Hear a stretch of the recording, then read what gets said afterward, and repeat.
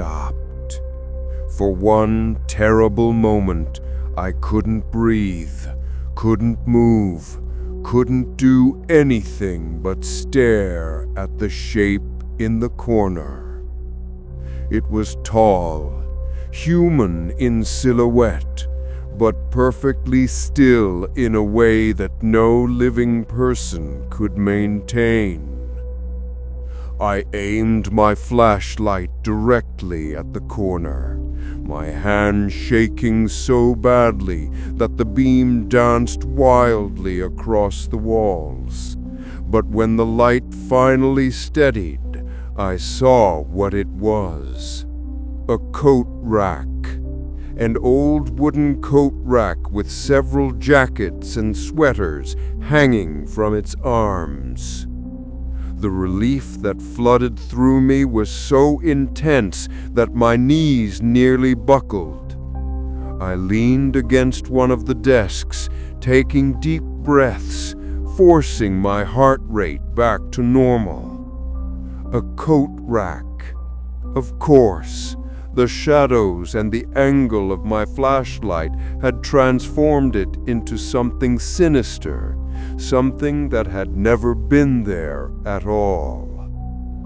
But as my breathing returned to normal, as the adrenaline began to fade from my system, I became aware of something else.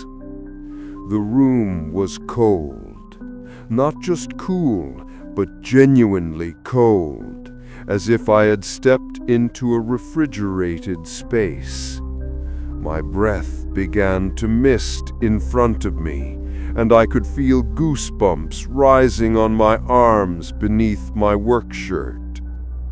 This was October, and while the nights were getting cooler, the building's heating system kept the interior at a comfortable temperature. There was no reason for this room to be so cold.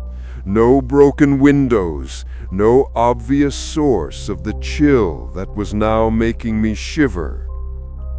I decided to leave. Whatever strange arrangement had been made in this classroom, whoever had placed those current worksheets on desks that hadn't been used in decades, it wasn't my concern.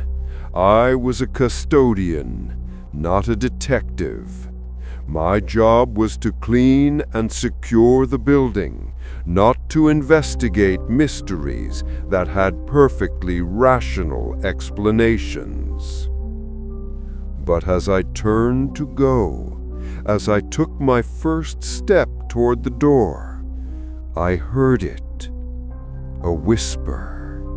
Soft, almost inaudible, but definitely a human voice, speaking words I couldn't quite understand in a tone that seemed both urgent and pleading. The voice seemed to be coming from everywhere and nowhere, surrounding me like the cold air that now had me shivering uncontrollably. I spun around, my flashlight beam sweeping across the classroom again. The desks sat empty, their open textbooks unchanged. The blackboard showed the same partial equations. The coat rack stood in its corner like a patient sentinel. But the whisper came again, clearer this time, more distinct. Help us. Help us. 2 words, spoken in the voice that might have been a child's, but carried the weight of something much older, something that had been waiting a very long time to be heard. I ran. Not walked quickly, not left with measured steps and maintained dignity. I ran like a child fleeing from a nightmare. my footsteps echoing through the empty hallway as my cart bumped and rattled behind me. The flashlight beam bounced wildly with each step, creating a strobe effect that made the shadows dance and twist along the walls. I didn't stop running until I reached the main stairwell, and even then I could barely catch my breath. My hands were shaking as I gripped the stair railing, and sweat ran down my back despite the chill that seemed to have followed me from that room. 5 years. 5 years of night shifts in this building, and nothing like this had ever happened before. I had heard the usual sounds, the creaking and settling that came with old buildings, the occasional mysterious thump or scrape that could be explained by pipes or ventilation systems, but I had never heard voices. I had never felt that bone-deep cold.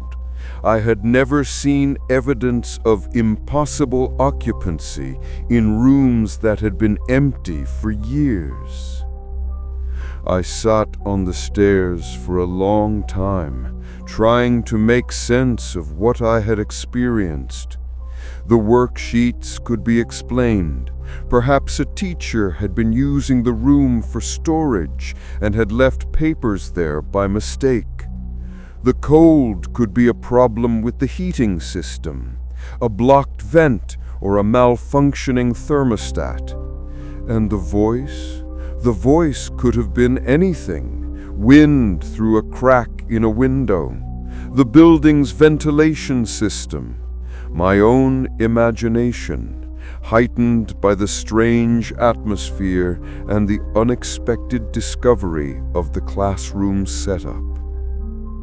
But even as I ran through these rational explanations, even as I tried to convince myself that everything had a logical cause, I couldn't shake the memory of that whisper, the way it had seemed to surround me, the clarity of those 2 words: help us.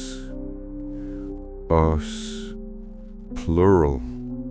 Not one voice, but many, speaking in unison.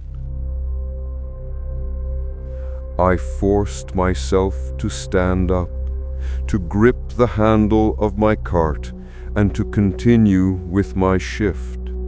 I had a job to do. The building needed to be cleaned and secured before morning, and I needed the money that came with this position, especially in an economy that offered few alternatives for someone my age with my limited skills. The basement was my next stop. It always was after the 3rd floor. The basement level contained the building's mechanical systems, storage rooms, and the cafeteria kitchen. It was also the part of the building that I liked least, even under normal circumstances. The basement stairs were narrow and steep, and the stairwell always smelled of moisture and industrial cleaning chemicals. My cart bumped against each step as I descended, the sound echoing off the concrete walls like a drumbeat announcing my arrival to whatever waited below. The basement hallway was a corridor of doors, each one leading to a different functional area of the building. The boiler room, with its massive furnace that heated the entire school. The electrical room, filled with panels and switches that controlled power distribution. Storage rooms packed with supplies, old furniture, broken equipment waiting to be repaired or discarded. And at the very end of the hallway, barely visible in the weak light of the single fluorescent fixture that actually worked, was the door that led to the oldest part of the basement, the part that dated back to the building's original construction in the 1950s. I had been down there only a few times in my 5 years on the job, usually when something needed to be retrieved from long-term storage, or when there was a problem with the building's foundation systems. It was a maze of rooms and corridors that seemed to serve no current purpose, filled with the accumulated debris of decades of school operations. Most nights I avoided that section entirely. There was rarely any cleaning needed there, and the few times I had ventured into those older areas, I had always felt a strange uneasiness that I couldn't quite explain. But as I stood in the basement hallway, loading supplies from the storage closet onto my cart, I heard the sound that I had been dreading. Footsteps, slow, deliberate, echoing from somewhere in the direction of the old basement. Not the settling of an old building, not pipes or ventilation systems. Footsteps, the unmistakable sound of someone walking slowly through those forgotten rooms, their feet falling in a rhythm that was too regular, too purposeful to be anything but human.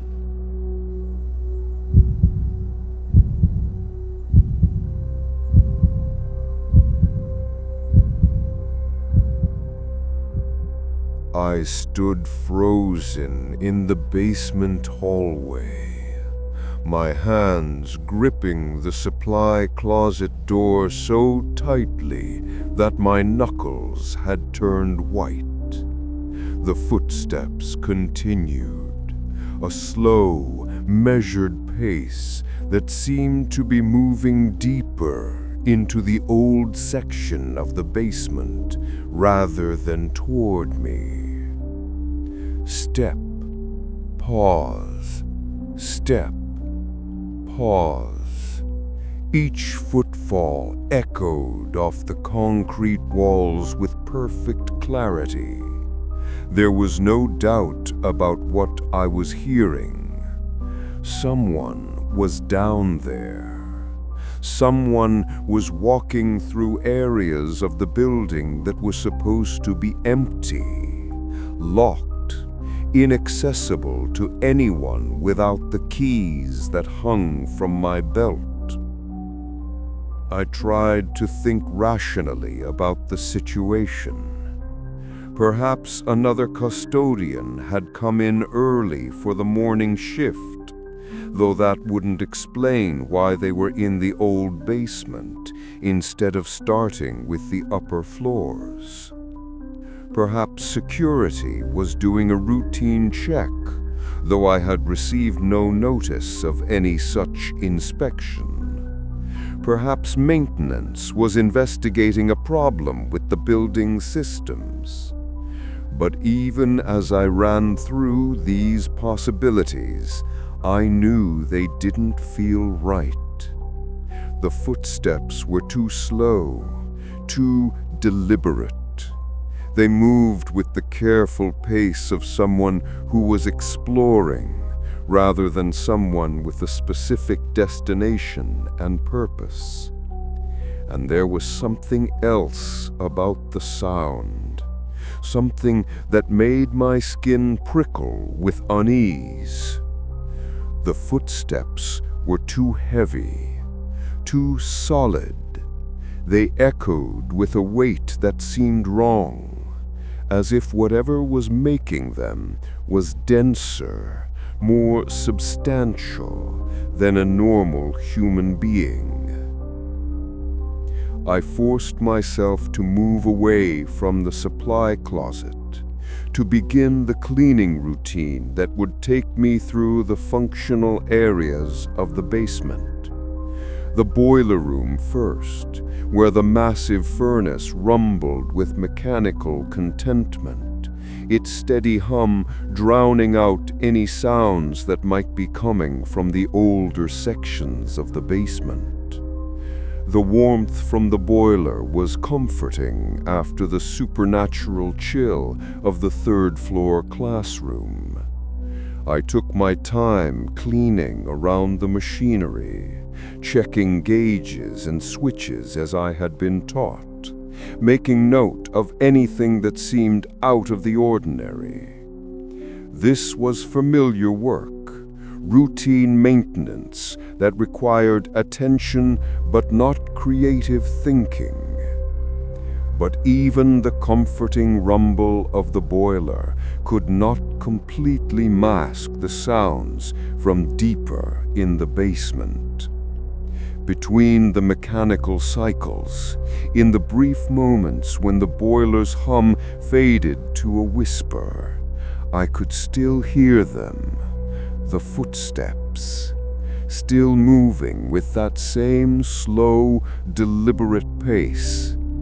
And now I could hear something else, a dragging sound, as if whoever was walking was also pulling something heavy behind them, something that scraped against the concrete floor with each step, leaving a trail that I couldn't see but could somehow sense. The electrical room was next. Banks of switches and circuit breakers lined the walls, each one labeled with faded tape that identified which part of the building it controlled. I had learned to read these labels over the years, had memorized which switches controlled the hallway lights, which ones powered the classrooms, which ones kept the security systems running.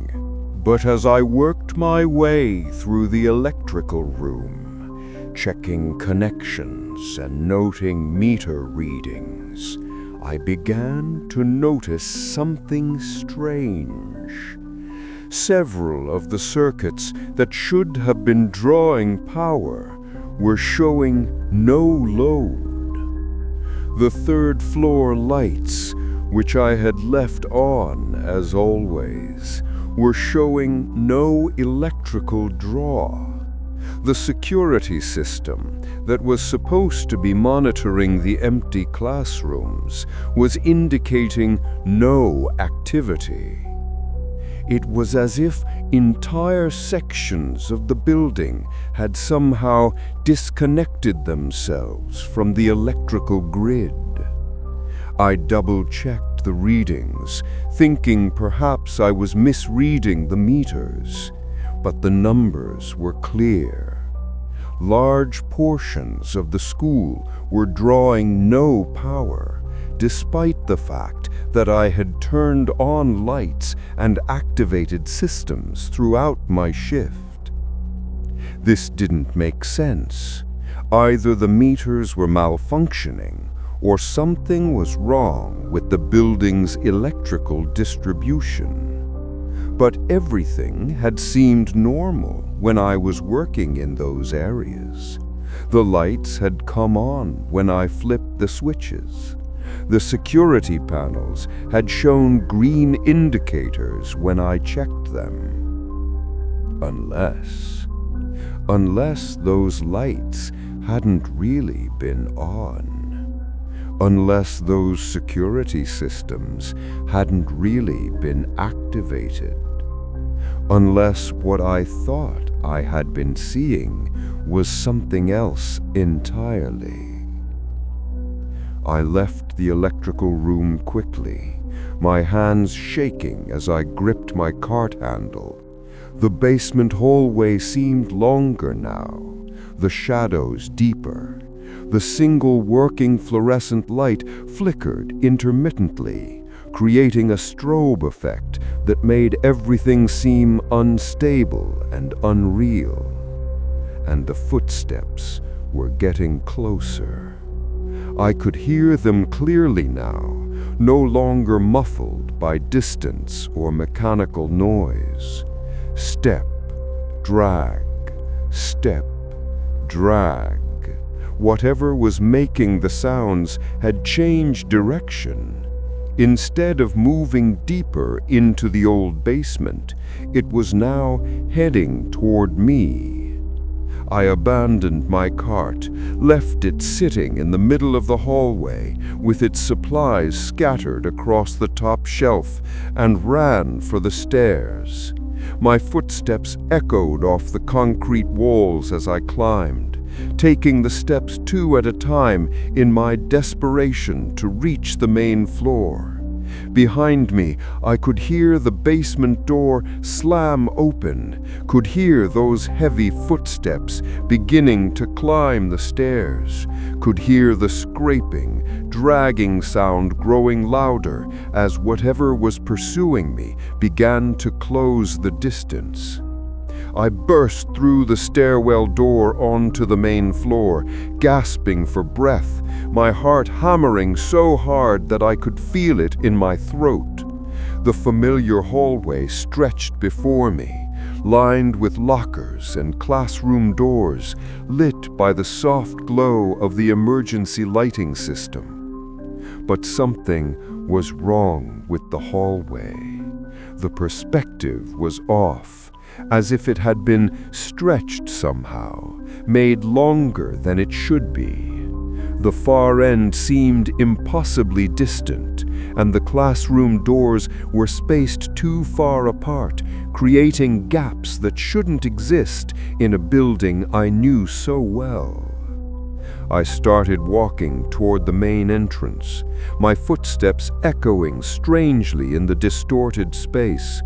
But with each step, the exit seemed to move further away.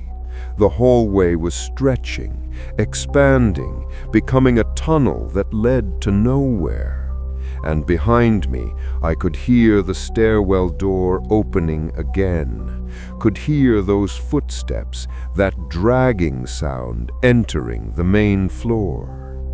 I turned to look back, and what I saw made my breath catch in my throat.